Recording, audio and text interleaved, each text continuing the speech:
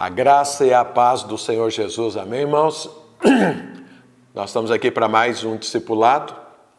Eu tenho uma palavra de Deus para você hoje. Depois eu quero explicar a palavra que Deus deu. Mas enquanto isso, vamos aguardando as pessoas entrarem. Agora é a hora de vocês, se você está no Instagram, aviãozinho falando, hora do discipulado, para aí para ouvir uma palavra de Deus para você. Você sabe que também pode me ouvir através do YouTube, né? PW Silva Oficial, ou através, inclusive, do Facebook também, PW Silva Oficial. Nessas três plataformas, você pode participar do discipulado e ouvir essa palavra. Veja, eu tenho uma palavra de Deus para você, mas vamos aguardar aí uns 2 minutos até que todos entrem, para que eu possa estar compartilhando com você algo da parte de Deus que vai fazer diferença na sua vida. Você precisa entender, quando Deus diz algo, é para fazer aquilo. E aquelas pessoas que o fazem, essas conquistam, essas avançam, essas são as vencedoras. E aquelas pessoas que não fazem, ou eles ficam à beira do caminho, ou eles têm que grudar em alguém que faça para levá-los juntos. Mas em nome de Jesus, você que está me ouvindo, eu sei que você é um vencedor e quando você ouve algo de Deus, você abraça isso e você pratica isso. Então vamos dar mais um tempinho, enquanto isso você vai entrando, seja no YouTube, seja no Facebook, ou seja aqui no Instagram, vá avisando, se organize, aquiete-se para ouvir a palavra de Deus. Sabe, é algo para você, você precisa estar conectado, você precisa entender. Amém, queridos? Então eu estou aqui aguardando até que todos possam estar preparados para ouvir algo da parte de Deus para você, para a sua família, para o seu ministério. Amém? Mas vamos, acho que já deu tempo, então deixa eu te falar algo. Nesses dias deve ter uma semana, no máximo uns 10 dias, Deus vem falando algo comigo e insistindo nisso. E qual é a palavra de Deus que Ele me deu para você que faz parte da igreja, que o Senhor me colocou como líder da igreja? Então essa é uma palavra para você. Eu imagino que essa palavra é para as outras igrejas também. No entanto, mas você que faz parte dessa equipe, que Deus nos uniu, com certeza absoluta é para você. E a palavra de Deus, eu vou usar até um exemplo que eu dei aí para trás, falar nas minhas próprias palavras, Deus mandou falar que o pit stop acabou, que agora é a hora da gente retomar para a corrida. E Deus me falou que o pit stop acabou, mas o deserto não acabou. Acabou o pit stop, ou seja, é para se colocar em marcha. No entanto, nós ainda teremos provações e tribulações e dificuldades para serem vencidas. Mas Deus falou, parou, acabou o tempo da parada. Você entendeu isso? Isso é o que Deus diz. Não estou falando que isso é palavra lá para a sua empresa, ou para o seu trabalho, alguma coisa, ou contra a quarentena, nada disso. Estou aqui trazendo uma palavra de Deus, e Deus diz, acabou o pit stop. Agora é a hora de pôr o carro na corrida. Agora é a hora de continuar a marcha, a viagem, o propósito. Você entende isso? Pois é, Deus falou isso. E aí, levando em consideração que Deus diz que o deserto não acabou, então eu queria pegar uma passagem aqui da palavra de Deus para te explicar isso que Deus diz. Porque Deus me falou isso, eu fiquei meditando, pensando, Senhor, eu levo essa palavra, mas e aí? Vai ter um monte de dúvida. O porquê, como que se continua esse pit stop, porquê dele, o que era que aconteceu nesse pit stop, e Deus foi me falando. E aí eu montei aqui algo para te passar isso. E eu peguei o exemplo, que é o exemplo clássico, que é o que eu entendo que é o mais importante, que tem tudo a ver com o nosso momento, que é o povo de Deus passando no deserto, sair do Egito, passando pelo deserto, indo para Canaã. E ali tem tudo aquilo que eu quero te falar nesse exemplo. E antes, eu quero ler na palavra de Deus para você entender que esse exemplo é de Deus e serve para você e para mim. E para a gente tomar um cuidado, porque Paulo escreveu sobre isso. Então eu quero ler o que Paulo diz sobre esse momento. Está lá em 1 Coríntios, capítulo 10, a partir do verso 1. E a palavra de Deus diz o seguinte, ora, irmãos, não quero que ignoreis que nossos pais estiveram todos sob a nuvem, e todos passaram pelo mar, tendo sido todos batizados, assim na nuvem como no mar com respeito a Moisés. Todos eles comeram de um só manjar espiritual e beberam da mesma fonte espiritual, porque bebiam de uma pedra espiritual que os seguia, e a pedra era Jesus. Entretanto, presta atenção nisso, entretanto, Deus não se agradou da maioria deles, razão porque ficaram prostrados no deserto. Então veja, nós estamos passando por um deserto. Deserto aponta para provação, por tribulação, por dificuldades. Isso faz parte da minha vida e da sua e de todo o povo de Deus em todo o tempo. Em todo o tempo. Paulo diz, todos aqueles que quiserem viver segundo a vontade de Deus vão ser atribulados, vão ser perseguidos. Isso é deserto. Então veja, e Paulo está dando aqui o exemplo do deserto e nos advertindo. Ele está falando, olha, ali tinha um povo que foi batizado, um povo que foi cheio do Espírito Santo, um povo que era conduzido por Deus, um povo que passou por todas aquelas experiências. No entanto, nem todos agradaram a Deus lá no deserto. A razão pela qual muitos se prostraram no deserto e não entraram em Canaã. Então veja, querido, sabe, Deus não quer que nem eu e nem você fique prostrado pelo deserto, mas quer que a gente avance. Então se Deus diz que é momento de avançar, então nós precisamos aprender com essa experiência. Essa experiência desse povo que Paulo está fazendo alusão a ela aqui, para que eu e você não faça como alguns deles fizeram. Então, você sabe, naquela época tiveram as pessoas que venceram e tiveram as pessoas que morreram no deserto. Em todo o tempo é assim. No nosso tempo, hoje, diante dessa pandemia, também vai ser assim. Vão ter aqueles que vão avançar, vão ter aqueles que vão conquistar, vão ter aqueles que vão concluir, vão ter aqueles que vão chegar em Canaã e tem aqueles que vão ficar prostrados no deserto. Mas em nome de Jesus não será o seu caso. Principalmente se ouviu o que eu estou te falando. Então, nós precisamos, deixa eu ir aqui para Êxodo, que é onde fala sobre isso, e eu quero... A primeira coisa, então vamos... Antes de eu ler aqui e te mostrar o que é que aconteceu com eles e por que é que Paulo está advertindo e por que eu e você precisamos meditar sobre isso, entender o contexto. Então veja, lembra, Abraão viveu ele e Deus, Isaac viveu ele e Deus, Jacó viveu ele e Deus. E aí começou ali o povo de Deus, os 12 patriarcas que formaram o povo de Deus. Esse povo de Deus, que estava, Jacó, você sabe que desceu para o Egito, ficou ali, passaram ali 400 anos ali naquele lugar, não ficaram 400 anos dentro do Egito, mas se contar de Abraão até tudo isso, deu aí uns 430 anos, mais ou menos isso. Então veja, é um povo que cresceu como multidão, é um povo. Eles não tinham... princípios, eles não tinham alvo, eles não tinham, eles eram escravos lá, um povo que vivia sendo conduzido por outro povo que era o Egito. Então, ou seja, era a igreja sendo conduzida pelo mundo, era o que eles viviam.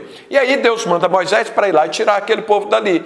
Moisés tirou, você conhece toda a história, passou pelo mar e tudo, entrou no deserto. A hora que entrou no deserto, Deus tinha falado para Moisés, antes dele ir lá no Egito tirar o povo, que ele devia tirar o povo e ir para o Sinai, que ali eles iam sentar para conversar. Então veja, quando Moisés tirou o povo, levou mais ou menos 3 meses entre depois que eles passaram o Mar Vermelho até chegar no Sinai, foram 3 meses. Nesses 3 meses, aquele povo estava andando como multidão, era uma multidão no deserto, era uma multidão que não tinha muitos princípios.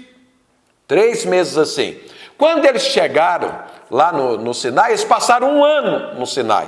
E o que é que aconteceu no Sinai? O que é que Deus fez com eles no Sinai? Lá no Sinai, Deus ensinou eles deixar de ser multidão para serem discípulos. Então o Sinai foi para que eles aprendessem a ser discípulos.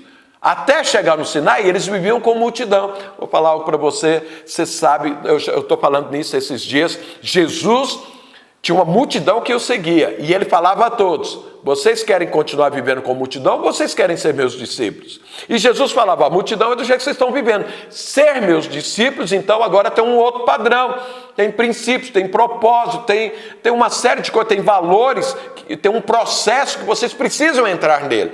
Eu sei que você não quer ser multidão, em nome de Jesus não vai ser, mas você quer ser um discípulo, então vamos aprender. Vamos aprender o que eles aprenderam no Sinai, que tem tudo a ver com a minha vida e a sua vida hoje, dentro da nova aliança. Lá era só um símbolo, hoje as coisas ficam mais claras, mas vendo o que aconteceu na vida deles, vai facilitar para você se ajustar, se adequar como discípulo para entrar em Canaã e conquistar, como aconteceu com Josué e Caleb. Amém? Então veja, a primeira coisa que aconteceu quando eles chegaram no Sinai, para que eles se tornassem discípulos de Jesus, eu vou falar de 7 coisas. Então essa é a primeira. A primeira coisa que aconteceu é que Deus queria que eles parassem no Sinai para conhecer Deus. Veja, o que é que acontecia? Vamos ver isso na palavra de Deus, está aqui em Êxodo capítulo 19, versos, deixa eu ver aqui.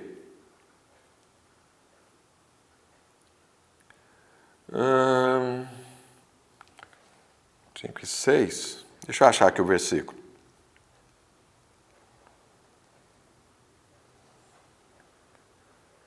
É 10, versículo 10 aqui. Então olha o seguinte, Êxodo capítulo 19, verso 10. Então a primeira coisa era para conhecer o Senhor. E aí, olha o que o Senhor diz a Moisés. Diz também o Senhor a Moisés, vai ao povo e purifica-o hoje e amanhã, lavem eles as suas vestes, estejam prontos para o terceiro dia, porque no terceiro dia o Senhor, à vista de todo o povo, descerá sobre o monte Sinai. Então veja, aquele povo conhecia Deus de ouvir falar, agora eles veriam o Senhor, eles iriam vê-lo. Sabe, Deus te chamou e Deus me chamou para que a gente tenha uma vida com Ele, não distante, mas uma vida próxima. Multidão conhece o Senhor pelas costas, multidão conhece o Senhor de longe, discípulo não, conhece Jesus. Discípulo conhece o Senhor. E aqui, lá no Sinai, Deus parou e a primeira coisa é para que eles conhecessem a Deus. Eles precisavam conhecer o Senhor porque tinha outras coisas a serem feitas, mas que conhecer a Deus era a primeira coisa. E a palavra de Deus diz isso. Aqui, vamos pegar o exemplo do próprio apóstolo Paulo, que ele fala sobre isso na própria vida dele. Então, lá em Filipenses capítulo 3, a partir do verso 7, olha o que Paulo fala. Mas o que para mim era lucro, isso considerei perda por causa de Cristo. Sim, deveras considero tudo como perda por causa da sublimidade do conhecimento de Cristo Jesus, meu Senhor, por amor do qual perdi todas as coisas e considero como repúdio para ganhar a Cristo e ser achado nele, não tendo justiça própria que procede de lei, senão que é mediante a fé em Cristo. A justiça que procede de Deus baseada na fé. Agora o que ele fala? Para o conhecer e o poder da sua ressurreição e a comunhão dos seus sofrimentos, conformando-me com ele na sua morte, para de algum modo alcançar a ressurreição dentre os mortos. Então, Deus parou o povo ali para que eles se tornassem discípulos. A primeira coisa que eles tinham que aprender é conhecer o Senhor. Sabe, ninguém vai ser discípulo de Jesus sem o conhecer primeiro. Paulo conheceu, isso aqui eu estou batendo muito nessa tecla, da experiência da grande pérola. Eu e você precisamos ter essa experiência, eu e você precisamos conhecer o Senhor, porque somente quem conhece o Senhor se torna discípulo de Jesus. Multidão não se torna discípulo porque ela conhece só os feitos do Senhor, ela não conhece o Senhor, ela conhece só os milagres do Senhor, mas ela não conhece o coração do Senhor. Deus queria que aquele povo parasse ali no Sinai, antes de ir para Canaã, antes de conquistar Canaã, antes de marchar para Canaã. Para quê? Para conhecer a Deus. Quero te falar, o pit stop que aconteceu hoje nas nossas vidas, com toda essa quarentena, é um símbolo do que aconteceu com eles lá no Sinai. Eles pararam lá, a nossa quarentena está durando aí, 3, 4 meses, lá eles ficaram 1 ano.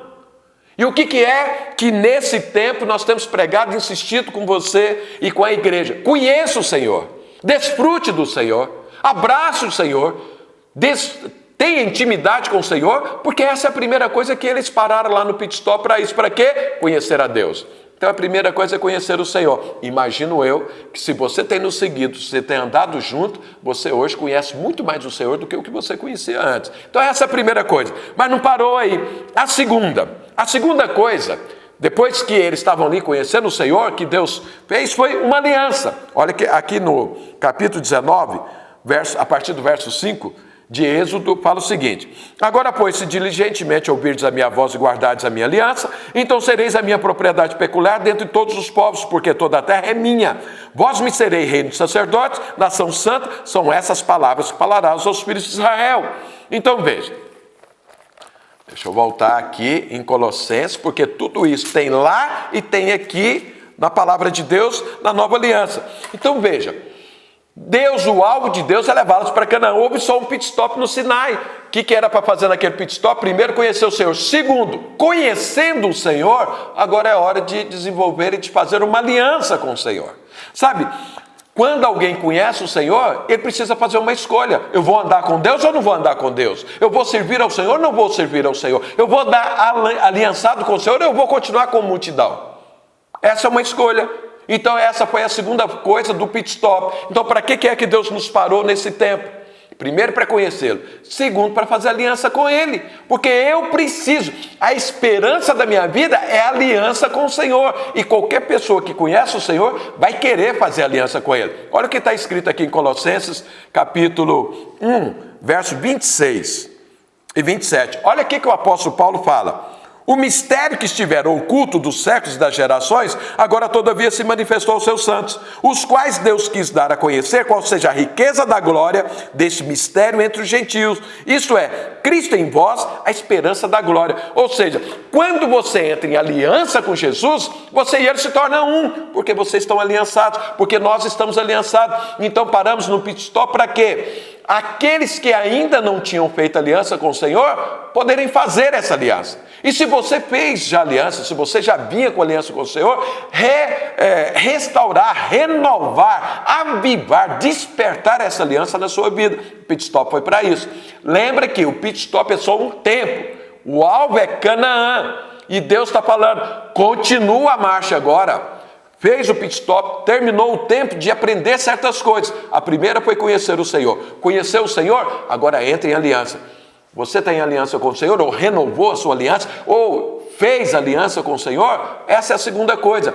Essas coisas, o povo de Israel estava aprendendo ali para poder chegar, entrar, guerrear, conquistar e prevalecer em Canaã. Porque o alvo de Deus é a conquista. O alvo de Deus é a conquista. O alvo de Deus é que a promessa dele se concretize na sua vida. Mas Deus estava preparando o povo. Nós somos preparados nesse pit stop. Eu estou só te lembrando aquilo que nós estamos fazendo ao longo desses 3 meses. Então a primeira coisa é conhecer o Senhor. Segundo, aliançar-se com Deus. Mas tem uma terceira. Assim que ele chegou lá no Sinai, lembra, eles estavam andando com multidão. E com multidão tinha um líder. E tinha o resto, que é a multidão. O líder era Moisés e tinha toda uma multidão seguindo. Assim que ele chegou no Sinai, olha o que é que Deus mandou ele fazer. Aqui está falando que foi o sogro de Moisés que orientou, mas depois você lendo mais a passagem, você vai ver que Deus mandou ele fazer isso. E qual foi a orientação?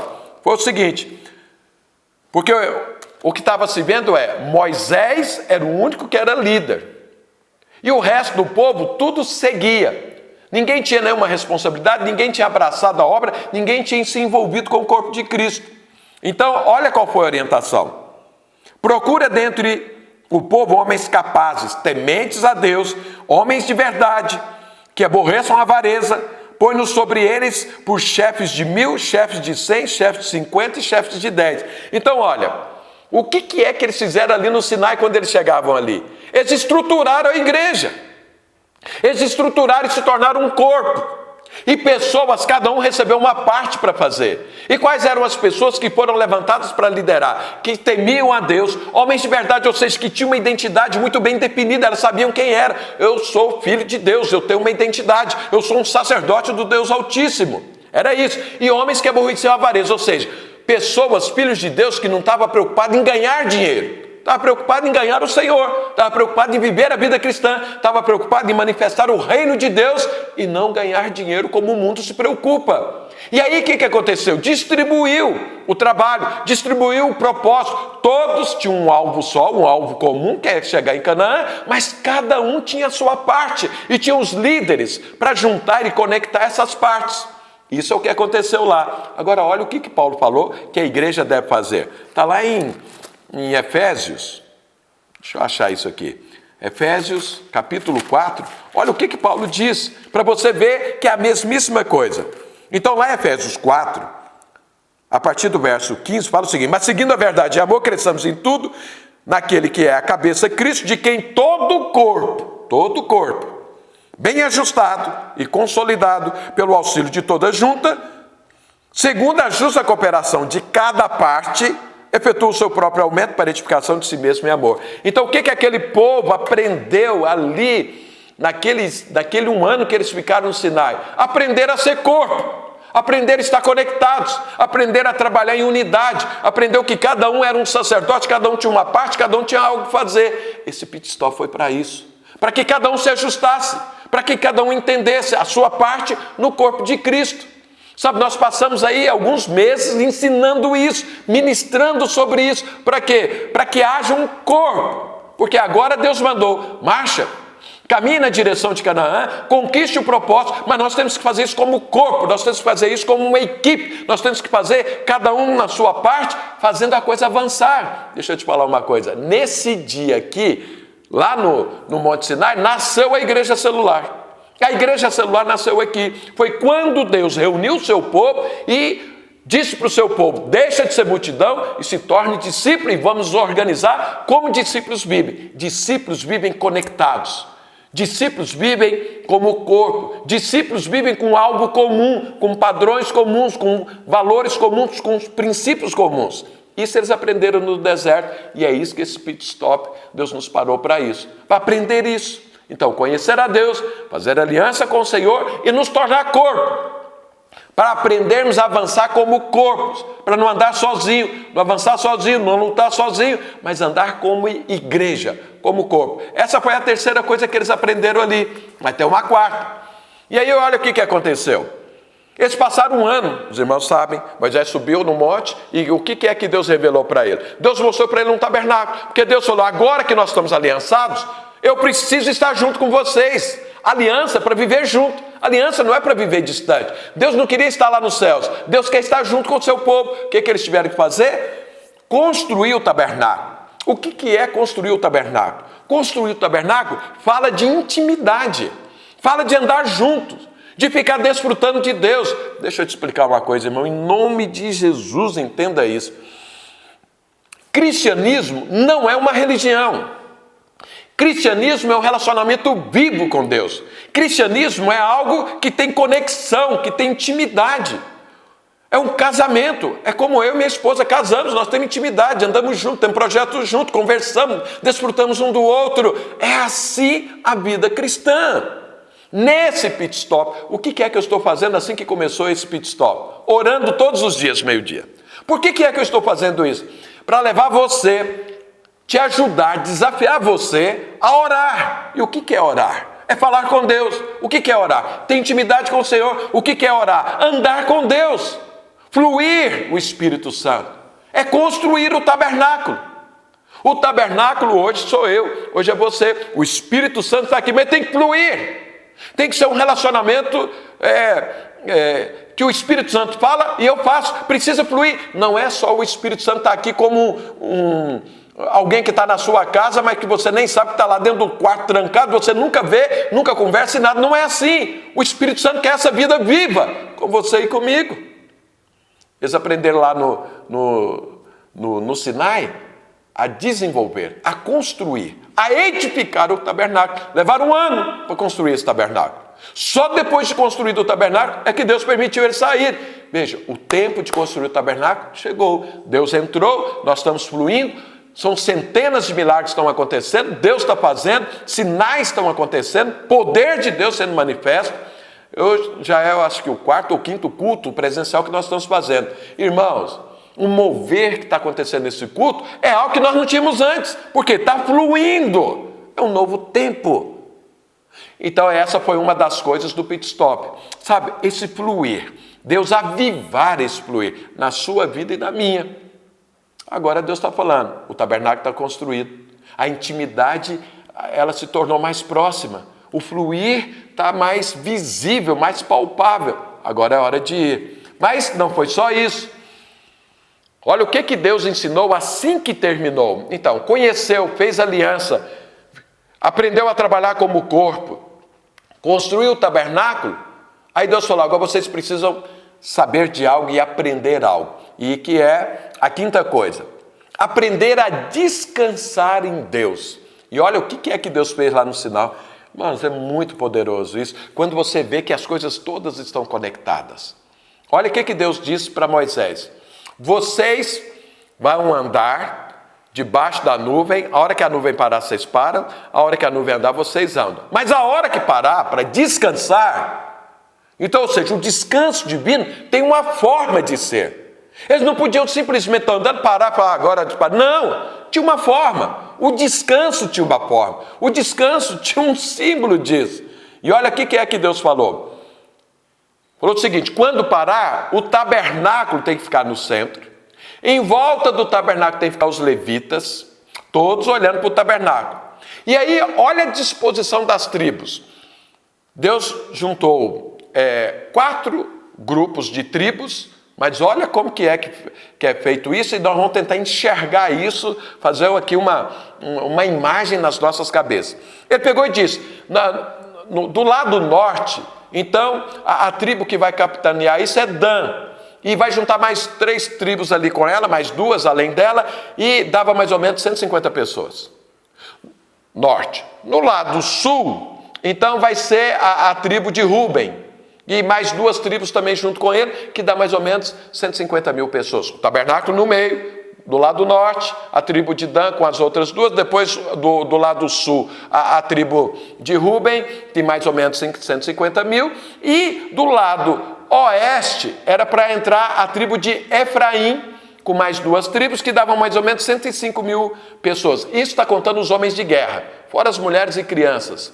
Então, e do lado leste, é a tribo de Judá, com mais 2 tribos, só que a tribo de Judá tinha 180 mil pessoas. Agora imagina você olhando de cima, olhando essas tribos todas em volta.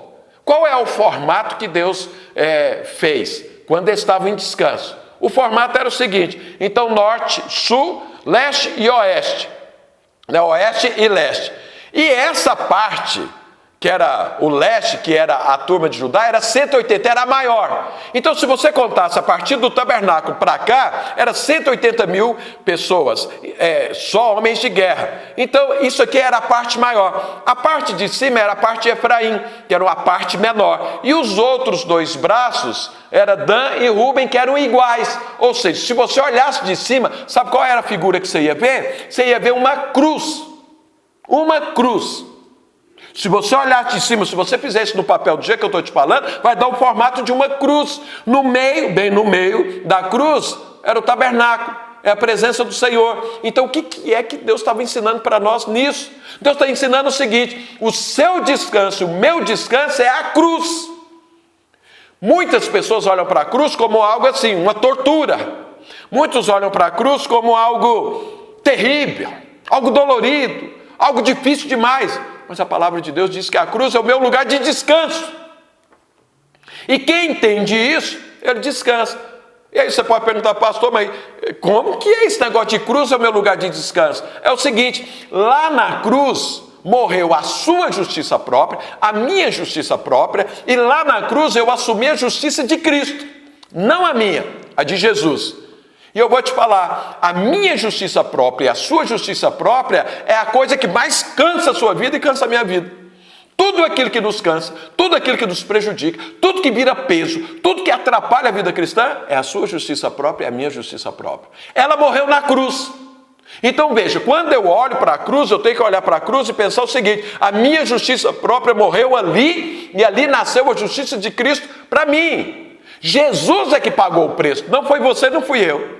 Ele é que se estourou lá em cima da cruz a ponto do coração dele explodir de tanta dor e de tanta tortura. Ele fez isso por você e por mim, para que, então, ou seja, ele morreu a sua morte, ele morreu a minha morte, para que eu e você vivamos a vida dele. Por isso que é descanso. Quem olha para a cruz e pensa em dor, em sofrimento para a própria vida, não entendeu ainda o que é a cruz. A cruz, na verdade, é o lugar onde eu e você vamos descansar, onde nós vamos abrir mão da nossa justiça própria e abraçar a justiça divina. E a justiça divina é o quê? Leve e suave. Não foi isso que Jesus falou? O meu jugo é leve e suave. Então, quando eu e você abraçamos a justiça de Cristo, sabendo que a minha justiça própria e a sua morreu na cruz, então nós entramos em descanso. Nós entramos em descanso. Você entendeu isso? Deus ensinou isso para o povo de Israel lá no Sinai. Antes deles saírem para marchar, Deus falou, descansa. Você precisa aprender a descansar. Porque nessa viagem, nesse propósito, quem não sabe descansar não chega. Se eu e você não vivemos em completo descanso, em completa paz, nós não chegamos. Por que é que tem um monte de gente dentro da igreja acusado? Porque ele está se julgando a si mesmo, ou ele está julgando o outro. Isso é peso. Mas quando você sabe que nem a sua justiça e nem a minha vale alguma coisa, e que ela morreu na cruz do Calvário, porque Jesus morreu por causa disso, e mais que ele ressuscitou, eu ressuscitei junto para viver a vida dele, e a justiça dele é leve e é suave, aí eu ando em descanso. Eu não tenho que fazer mais nada para agradar a Deus, porque eu estou na justiça de Cristo. E a justiça de Cristo atende 100% o Senhor, agrada 100% o Senhor. Isso é um descanso de vida. Isso é um descanso para a caminhada. Isso é um descanso para a guerra. Isso é um descanso para a conquista, porque eu vou em paz, eu vou descansado. Essa foi a quinta coisa que eles tiveram que aprender. Descansar na cruz. Eu quero te perguntar, você está descansado na cruz? Ou a cruz te descansa? Se não, aprenda, o pit stop foi para isso. Mas aí eles não aprenderam só a descansar. Lá também Deus falou para Moisés como que era para eles avançarem. Porque quando eles estivessem descansando, era assim que era para ser, era o formato da cruz. Mas eles tinham que avançar, também. E como que é que eles deveriam avançar? A arca, que é a presença divina, ia na frente. Ela ia na frente, depois ia um grupo de tribos, depois o tabernáculo, depois outro grupo, e vinha o final de outro grupo. Então eles tinham que andar assim. Mas o que é que ia à frente? A presença de Deus. Oh, aleluia! A primeira coisa que tem que estar à frente é o Espírito Santo de Deus. Eu e você não podemos fazer nada sem antes ter uma convicção de Deus. E a convicção é a manifestação do Espírito Santo que traz. Então Deus fala, igual agora, eu estou te trazendo uma palavra de Deus que Deus diz, marcha. É uma palavra de Deus, é Deus quem está aí na frente, é Deus acordando o seu povo, falando, vamos continuar, vamos avançar. Tem guerras para lutarmos, vencermos e prevalecermos. Então você entendeu? É Deus na frente. Você tem um descanso e tem que saber como marchar. Você não pode fazer nada sem uma convicção divina. Você não pode fazer nada sem uma palavra de Deus. Você não pode começar nada se não começou em Deus. E a forma disso acontecer é quando você flui no Espírito Santo. Quando você está cheio do Espírito Santo, Deus te conduz. É Ele na frente. Lembra, a arca é o quê? Não é só a presença de Deus. A arca é a presença manifesta de Deus. É quando a presença de Deus fala, quando os sinais acontecem, quando a palavra profética vem. Eu estou te dando uma palavra de Deus. Então essa palavra vai à frente e nós vamos seguindo. Nós seguimos a palavra de Deus. E essa, sabe como que é esse tipo de vida? Olha o que Paulo diz que é a vida cristã. Ele fala muito claro isso. Aqui em Efésios, capítulo 5, olha o que Paulo fala. Portanto, vede prudentemente como andais, não como necios, e sim como sábios, remindo o tempo, porque os dias são maus. Por essa razão não vos torneis insensatos, mas procurai compreender qual a vontade do Senhor, e não vos embriaguei com vinho, no qual há dissolução, mas enchei-vos do Espírito. Ou seja, é Deus que tem que conduzir. Não é a força do meu braço, não são as suas ideias, não são as minhas ideias, não são os meus interesses, não são os seus interesses, é a palavra de Deus, é o mover de Deus, é o Espírito Santo de Deus que diz, anda, e que diz, para, que diz, vai, que diz, fica, que diz, marche, que diz, descansa, é o Espírito Santo. E hoje qual é a palavra? Marche. Tem uma palavra do Senhor, e nós devemos seguir. Deus ensinou isso lá no Sinai. Deus ensinou eles a descansar na cruz e ensinou eles a marcharem para a conquista, a marchar para o propósito. Então, em nome de Jesus, abrace a palavra do Senhor. Abrace a palavra do Senhor. Não deixe que essa palavra que Deus está dando, ela se perca na sua vida. Não pense você, não, é hora de eu continuar quieto. Não é, é hora de avançar. É isso que a palavra de Deus diz. É essa a palavra do Senhor. E Deus ensinou isso para Moisés, para aquele povo. Eu dou a palavra, vocês vão. A nuvem andou, vocês andam. A nuvem parou, vocês param. Nós precisamos estar debaixo do mover do Espírito Santo.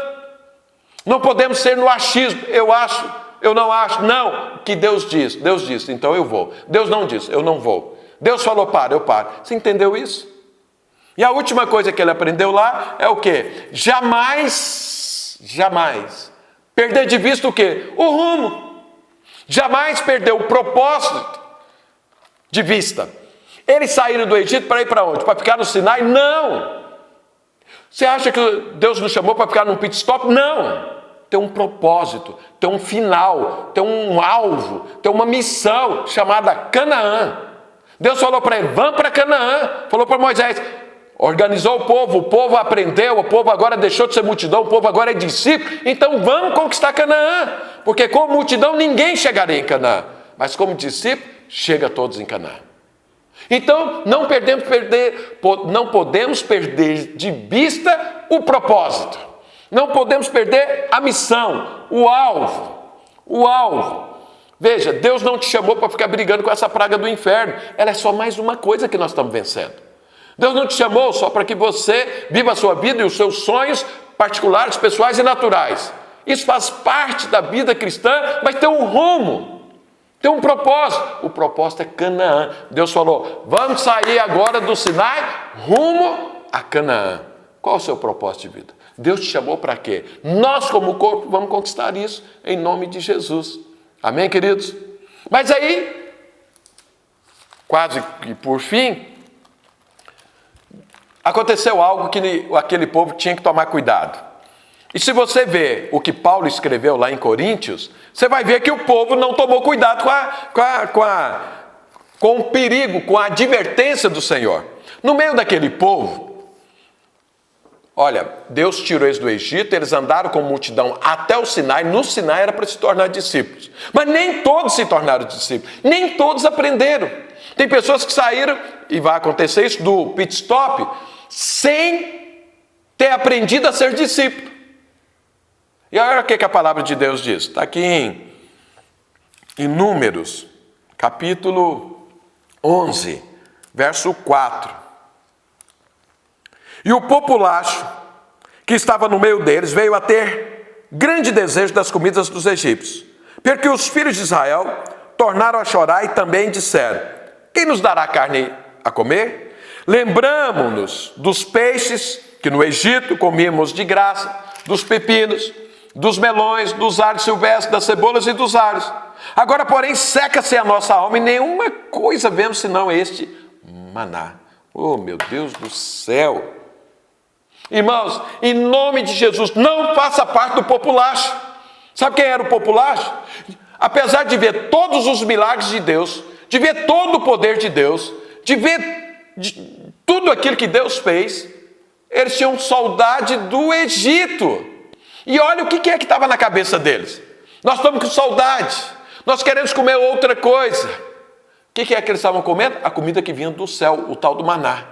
Mas eles estavam com saudade da comida do Egito. E mais, olha o que estava na cabeça deles. Nós comíamos de graça. Como de graça? Eles eram escravos dos egípcios. Como era de graça? A vida deles era dos seus inimigos. Os seus inimigos os escravizavam e eles achavam que comia de graça. Os inimigos tinham que dar comida para ele continuar trabalhando para eles. Mas eles pensavam, era de graça. Esse é o populacho. Aqueles que não entenderam nada da vida cristã. Aqueles que ainda continuam presos no mundo. Aqueles que ainda continuam vivendo os sonhos que o mundo sonha. Esse é o populacho. Em nome de Jesus, não seja populacho. Mas o que aconteceu com esse populacho no meio do povo? Fermentou. E muitos que eram discípulos entraram nessa história, acreditaram nisso. Então veja, Deus tira o povo do Egito, aquele povo era multidão, Deus para no Sinai para transformá-lo em discípulos, ensina para eles como eles têm que viver como discípulos, dá uma e fala, vamos embora para conquistar a promessa, mas tinha um populacho. É aquele populacho que não entendeu nada, que não aprendeu nada, que vive a vida cristã, sabe-se lá como, ainda contaminou muitos dos discípulos do Senhor. Você sabe, Jesus, certa vez estava pregando, e ele falou, vamos para o propósito, nós temos que nos tornar muitos discípulos. Abandonar, falou, não conseguimos viver isso. Essa palavra é muito dura. É muita exigência. Eu não quero isso. Como exigência, Jesus estava dando a vida dele pelas pessoas. Jesus está oferecendo a graça, está oferecendo o amor de Deus, está oferecendo o poder de Deus. Isso é muito difícil. Mas eles não queriam estar conectados. Eles não queriam porque não entenderam nada. Eu vou te falar uma coisa. No meio da igreja existe um populacho. E eu espero em nome de Jesus que você não faça parte disso. Porque você foi chamado para ser discípulo de Jesus Cristo. Bom, o que aconteceu? 6 meses depois eles chegaram em Canaã. Os irmãos sabem o que aconteceu lá, outra pregação. Mas o que eu quero mostrar para você é o plano divino. É o processo divino. Saiu, 3 meses de multidão, 1 ano aprendendo a ser discípulo. 6 meses depois estavam às portas de Canaã. Tudo funcionou segundo aquilo que Deus preparou. Mas o populacho impediu o povo de entrar em Canaã. Mas o projeto de Deus era que todos entrassem em Canaã. Então veja bem, irmãos. Dito tudo isso, eu quero te falar. Desengaveta os planos.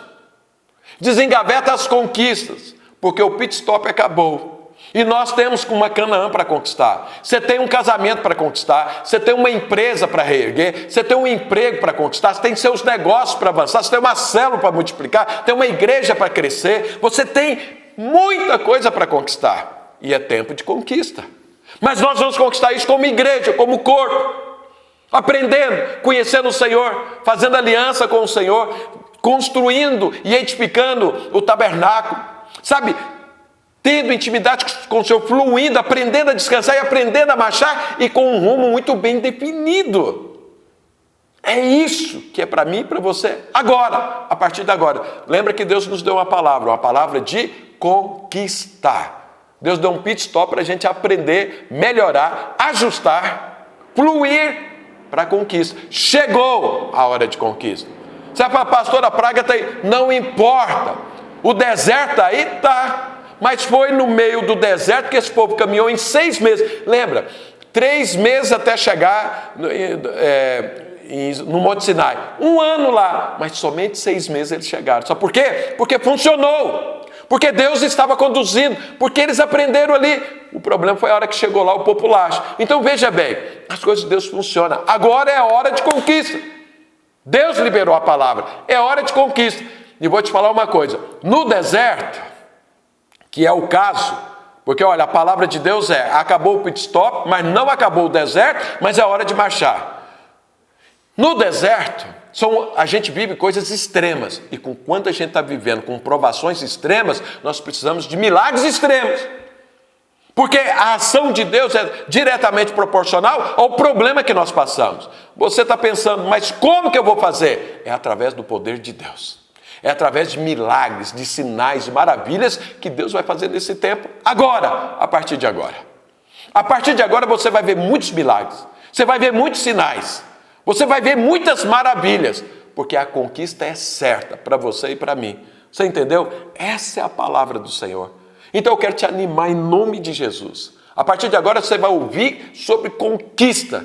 Você vai ouvir para restaurar, ressuscitar os sonhos e colocar eles na mesa. Porque Deus disse que vai nos dar a promessa. Deus vai nos dar a promessa. Aquela que Ele fez para você, aquela que fez para mim, aquela que Ele fez para a igreja. A igreja vai conquistar agora infinitamente mais do que o que ela conquistou até então. Essa é a palavra de Deus para você. Você entendeu isso? Você compreendeu isso? Agora você tem que fazer uma escolha. Porque o que eu tinha que explicar, o que eu tinha que falar, acho que já foi. Você está disposto a abraçar essa palavra do Senhor? Você quer tomar posse de Canaã? Você quer largar o populacho de lado e abraçar o Senhor? Vou te falar uma coisa, o populacho aponta para a nossa carne.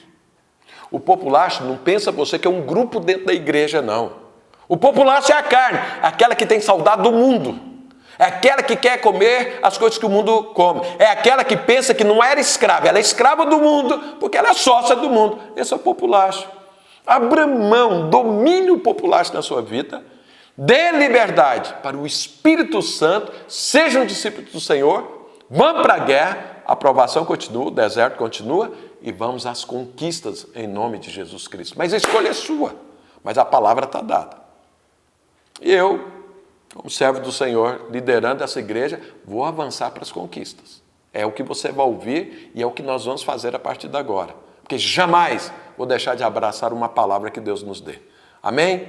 E você que escolheu abraçar essa palavra, você que se anima, você que fala, eu quero e vou ver os milagres, vou ver o poder de Deus manifestado, então feche seus olhos que eu quero orar por você agora. Amém, querido? Senhor, em nome de Jesus, que o Senhor abra o entendimento, que o Senhor fale com cada um agora, em nome de Jesus. Que haja revelação da Tua palavra, que haja uma disposição de abraçar a Tua palavra, Deus, em nome de Jesus Cristo. Eu abençoo, Senhor, todo aquele que escolheu o Senhor, todo aquele que escolheu restringir, matar o seu populacho. Todo aquele, Senhor, que olha para o Senhor, que está olhando para Canaã, está olhando para a Tua promessa, que desenvolveu o tabernáculo na sua vida, desenvolveu a intimidade com o Senhor, que está fluindo no Espírito Santo. Senhor, eu abençoo este povo agora, em nome de Jesus, e declaro, vamos marchar, vamos conquistar, vamos lutar e vamos prevalecer em nome de Jesus, porque essa é a Tua vontade. Eu abençoo a Tua igreja, eu abençoo cada um que está me ouvindo agora, cada um que fez a escolha pelo Senhor, de ouvir a Tua palavra, de colocar o Senhor à frente e de seguir o Senhor. Eu abençoo, Senhor, eu fortaleço agora, em nome de Jesus. Flua, Espírito Santo, flua a revelação do Senhor agora, em nome de Jesus Cristo, em nome de Jesus. Aleluia! Oh, glória a Deus, aleluia! Sabe, você agora vai continuar o seu discipulado. E o que você vai fazer no seu discipulado é juntar a sua equipe, conectar e falar qual é o nosso alvo. O alvo é Canaã, o alvo geral, a missão. Mas o que é que nós vamos ressuscitar aí? É as multiplicações? É o batismo de 3.000 jovens que nós vamos fazer? O que é que você vai estar envolvido? O que é que você vai fazer? Se disponha. É o seu casamento que vai ser restaurado? É o que você está colocando na mesa? Sabe, é a sua empresa que vai reviver e vai muito mais à frente, é o seu trabalho, sua vida profissional. O que é? Coloque na mesa agora, com a equipe, com a igreja. Por quê? É tempo de conquista. Você entendeu isso? Que Deus te abençoe, tenha um ótimo discipulado e vamos para frente. Porque é hora de conquistar Canaã. Amém? Que Deus te abençoe.